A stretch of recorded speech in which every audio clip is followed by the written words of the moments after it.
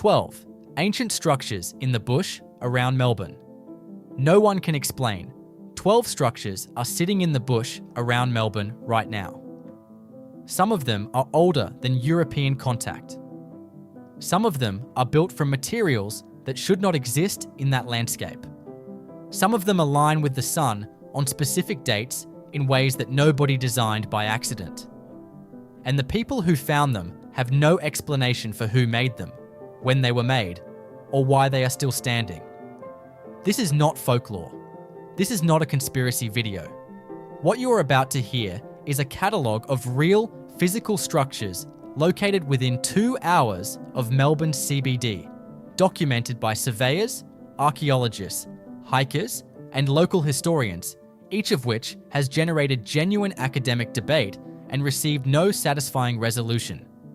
12 sites, 12 open questions, and a landscape that has been quietly holding secrets for a very long time. The Dandenong Ranges, the Mornington Peninsula coastline, the Yangs, the Macedon Ranges, the Otway foothills, and the granite outcrops east of the Yarra Valley. These are not remote wilderness. These are the green edges of one of the most densely populated cities in the Southern Hemisphere. People walk through this bush every weekend. And yet, what stands inside it has barely been studied. We start in the Dandenong Ranges. Structure 1.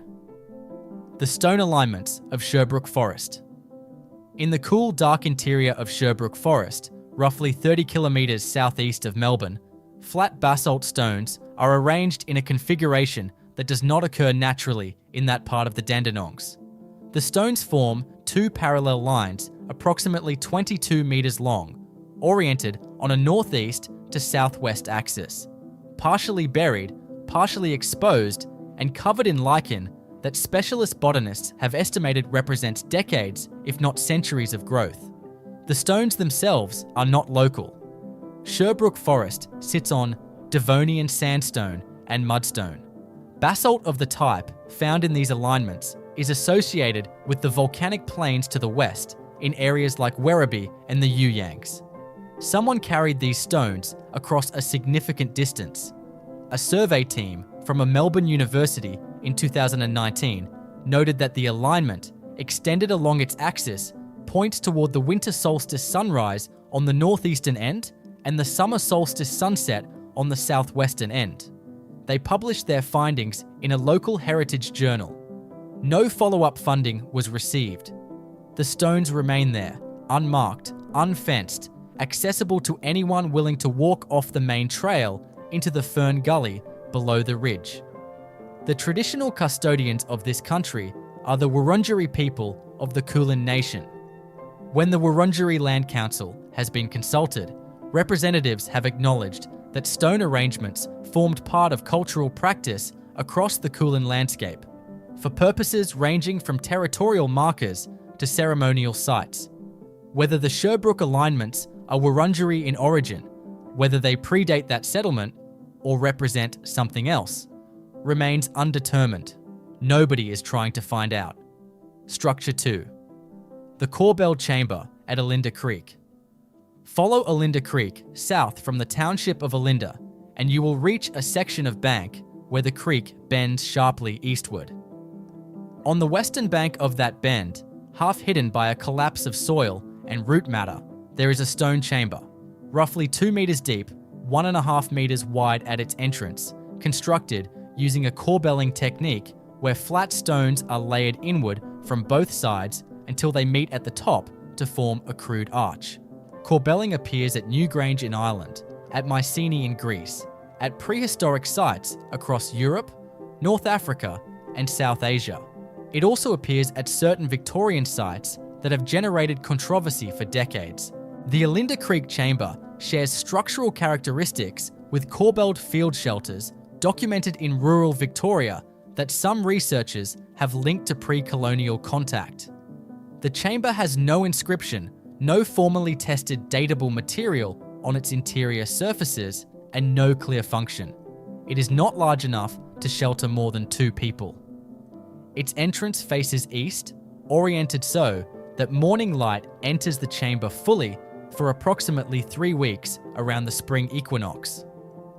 A local bushwalking group documented the chamber in the early 2000s and forwarded photographs and GPS coordinates to Heritage Victoria. The response acknowledged the site had been noted and would be assessed. There is no public record of a formal assessment having been completed. Structure 3. The You Yangs rock arrangements. The You Yangs are granite ridges rising steeply from the volcanic plains between Melbourne and Geelong.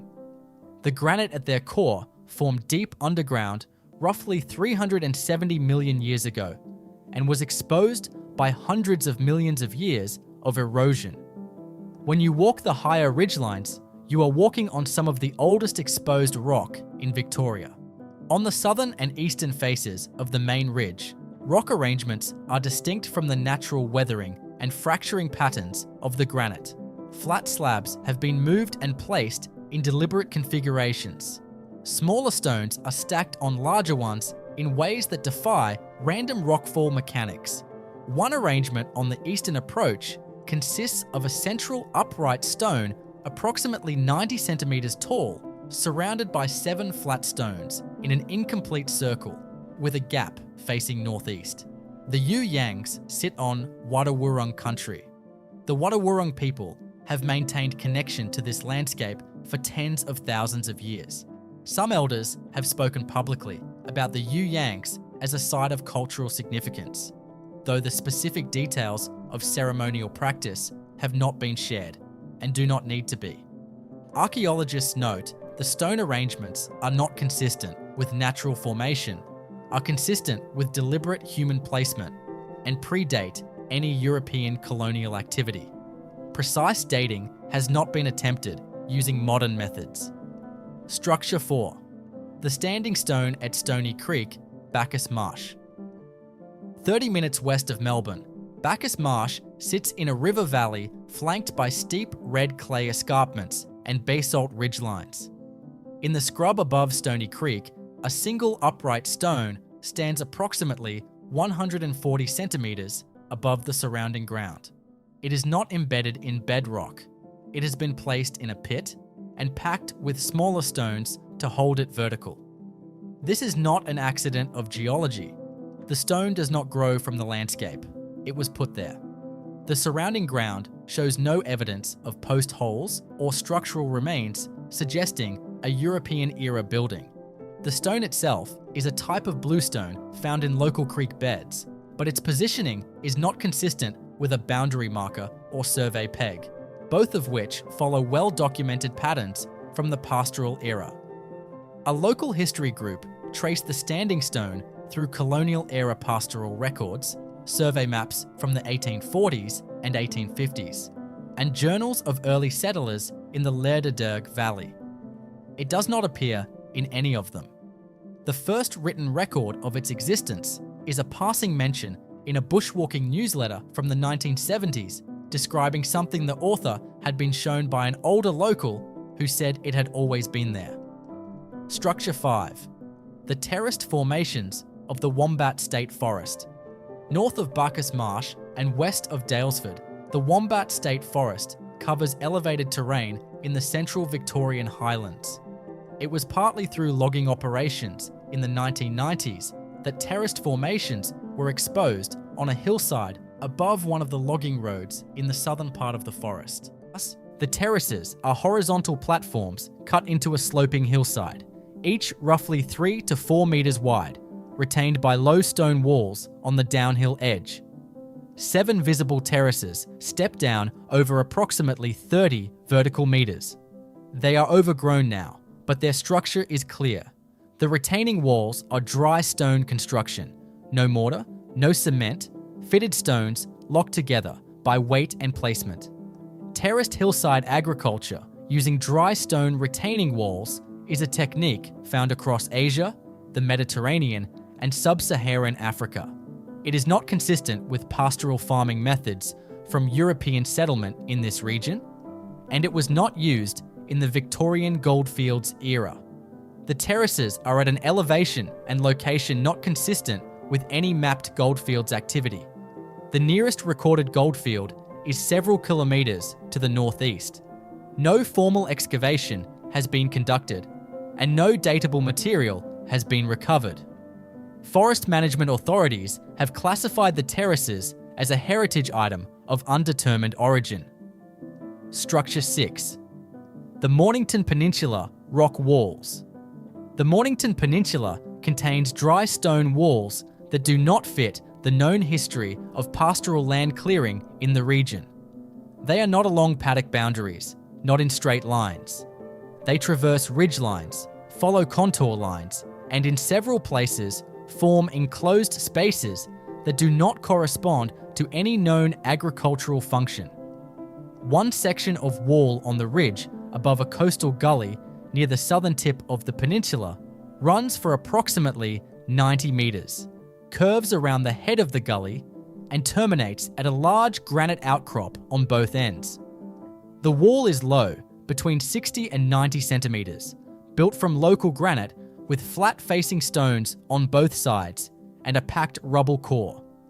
Boon Wurrung people held country across the peninsula, and the coastal regions were among the most productive food resource areas in the Kulin Territory. Coastal archaeology at sites like Port C has demonstrated human occupation stretching back at least 10,000 years. Stone construction in the Kulin landscape is well documented. Whether these walls form part of that tradition or represent something not yet classified is a question nobody is currently funded to answer. Structure 7. The underground chambers of the Otway Ranges. The Otway Ranges, rising behind Lorne and Apollo Bay, are one of the wettest and most densely forested areas in Victoria. They are also where, in the early 2000s, a small number of landowners and bushwalkers began reporting the discovery of stone-lined underground chambers accessed by narrow vertical shafts cut into the hillside. These chambers are not mine shafts. The Otways were never a significant mining area, and the construction technique does not match any known mining practice. They are not in locations consistent with water cisterns or root cellars from early European settlement. They are small, dry, stone-lined spaces, large enough for one adult to sit in, with a vertical or steeply angled access shaft, narrow enough to require a deliberate crawl to enter. Similar structures have been reported in the Strzelecki Ranges in Gippsland and in the ranges north of the Surf Coast. The consistent features are stone-lined interior walls, a narrow entrance shaft, and location on sloping ground facing away from prevailing weather. Their function and origin are unknown. What has not been investigated is whether any of them correspond to stone structure types from Pacific Island or Southeast Asian cultures that had maritime contact with southern Victoria before European colonisation. Macedon maritime traders from Sulawesi made regular contact with Australia's northern coast for centuries before European settlement. Whether similar contact occurred further south is not a settled question. Structure 8. The geometric earthworks at Little River. In the flat grassland country around the town of Little River, aerial photography conducted for agricultural planning in the 1990s revealed geometric earthwork shapes on a low rise above the floodplain. The shapes are faint from the ground, almost invisible in dry summer conditions, but clearly visible in aerial photography after rain when differential moisture retention creates contrast between the earthwork features and the surrounding ground. The earthworks form a pattern of intersecting arcs and straight lines covering an area roughly 200 metres across. They do not correspond to any mapped agricultural feature from the pastoral era, and they do not match any known European-era earthwork from the region. They have been compared informally to geoglyphs, large ground drawings found in South America and elsewhere, though no formal study making that comparison has been published. Local pastoral families who have held land in the area for several generations describe the earthworks as something they always knew was there, but assumed somebody else had already explained. Nobody had. Structure 9. The carved rock faces of the Yarra Valley escarpment. The escarpment above the upper Yarra Valley, east of Warburton, rises steeply from the valley floor to the plateau country above. The rock faces are sandstone and mudstone, soft enough to carve but hard enough to hold an impression for extended periods. In several places, particularly on faces sheltered from direct rain, there are carved lines, grooves, and geometric forms cut into the rock surface. These are not the scratching of hikers. The cuts are uniform in depth and width, made with a tool that produced consistent results, and they form patterns rather than random marks.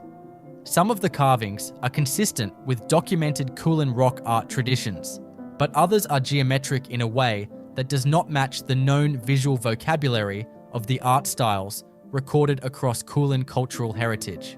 One section of escarpment in a location not publicised to protect it from visitation contains parallel horizontal lines crossed by diagonal lines at regular intervals, forming a grid-like pattern approximately 40 centimetres by 60 centimetres.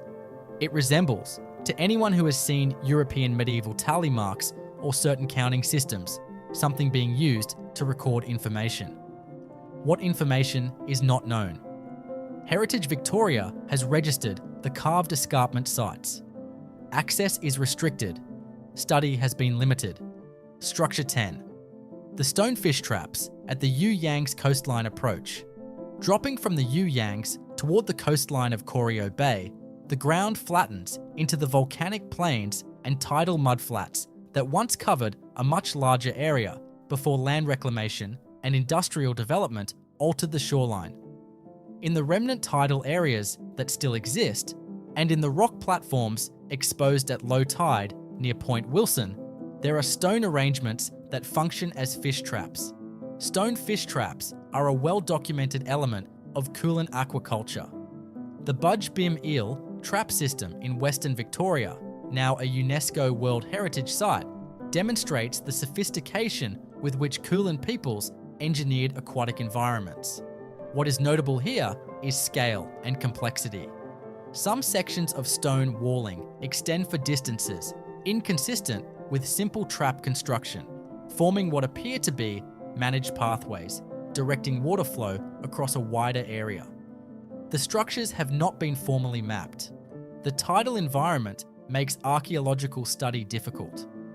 And the industrial development of Corio Bay has so thoroughly modified the original shoreline that understanding what the pre-contact aquatic system looked like requires reconstructing a landscape that no longer exists. Structure 11. The Macedon Ranges summit enclosures. Mount Macedon, 50 kilometres northwest of Melbourne, is one of the highest points in central Victoria at just over 1,000 metres above sea level. The summit area has been a site of European habitation and recreation for over a century, with grand gardens, memorials, and walking tracks modifying the landscape extensively. On the less visited ridgelines extending from the main summit toward the northeast, beneath and beside the European-era modifications, there are stone enclosures that predate anything in the historical record. Roughly circular or oval, built from the local granite, ranging from 3 to 6 metres in diameter, with walls standing between 40 and 80 centimetres. They are not consistent with any documented European land use, not shepherd's shelters, not survey markers. A heritage study commissioned for the Mount Macedon area in the mid-2000s noted the enclosures and recommended further investigation. The further investigation did not occur. The enclosures appear on no public heritage map, carry no interpretive signage, and are known primarily to local bushwalkers who pass the information quietly. Structure 12. The alignment of sites across the Melbourne Basin. This is where the catalogue becomes something more difficult to explain. A researcher working independently spent several years mapping anomalous stone structures across the greater Melbourne region. When those locations were plotted on a topographic base map and connected, a pattern emerged that the researcher described as too consistent to be coincidental. The sites form alignments, not perfect straight lines, but consistent directional relationships that, extended, connect features across the landscape at regular intervals. Some pass through high points, some connect water features, some terminate at coastal promontories, and several, when their azimuth is calculated, correspond to solar positions on the solstices and equinoxes. The researcher presented these findings to a seminar at a Victorian university. The academic panel was cautious. Some members described the pattern as potentially significant. Others suggested that with enough points on a map, apparent alignments will always emerge statistically. The researcher acknowledged this and proposed a formal study to test whether the alignment density exceeded what chance would produce. The proposal was not funded. The map exists. The measurements exist. The question of whether they mean something remains open. So what do we do with all of this? 12 sites, 12 open questions, and they share features worth sitting with before reaching for easy answers. Most of them involve stone construction in forms not consistent with documented European pastoral and agricultural history. Several demonstrate solar orientation requiring deliberate planning and site selection. A number are constructed using materials sourced from distant locations, indicating organized effort, and almost none have been subjected to systematic scientific investigation that would produce a definitive answer about their age, origin, or purpose.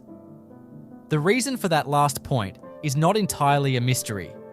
Heritage funding in Australia has historically been skewed towards sites with clear European historical significance or toward well-established Indigenous cultural heritage management processes. Sites that fall outside both categories tend to fall into a bureaucratic gap. They get noted. They get listed as items of undetermined significance.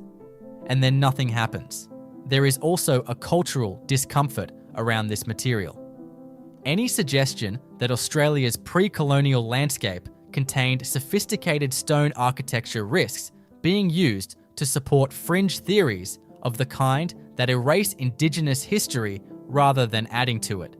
The fear of lending credibility to those theories has made mainstream researchers cautious about engaging with anomalous structures at all.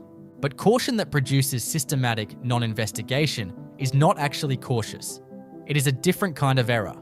The structures in the bush around Melbourne are not going to resolve themselves by being ignored. The Wurundjeri, Wadawurrung, Boonwurrung, and other Kulin Nation peoples whose country surrounds Melbourne have maintained oral traditions across this landscape for a period that dwarfs the entire European presence on this continent. When elders speak of the landscape as containing knowledge not transmitted through written records, and physical structures appear that cannot be explained through known history, the intellectually honest response is to listen more carefully and to fund the investigation. Not to prove a theory, not to chase a mystery, but because the landscape around Melbourne contains physical evidence of human activity across very long timescales. And that evidence deserves rigorous attention. The 12 structures covered here are not the whole list. They are the sites documented well enough to discuss in specific terms. There are others that exist only in individual researchers' notebooks, in the memory of older locals, in the photographs of hikers who did not know what they were looking at. The bush around Melbourne is full of questions. Some have been standing there in stone for a very long time, waiting for someone to ask them properly. If you have walked in the Dandenongs, the Macedon Ranges, the Yuyangs, or the Otways and found something that didn't make sense, the details matter. Location, photographs, GPS coordinates, the specific characteristics of what you found. The record exists because individuals noticed things and wrote them down. That process has not stopped. The landscape is still speaking. Whether we are listening is now the question to answer. If this kind of deep look at the places most Australians drive past is what you are here for, subscribe and stay close. There is more of this country to be looked at properly.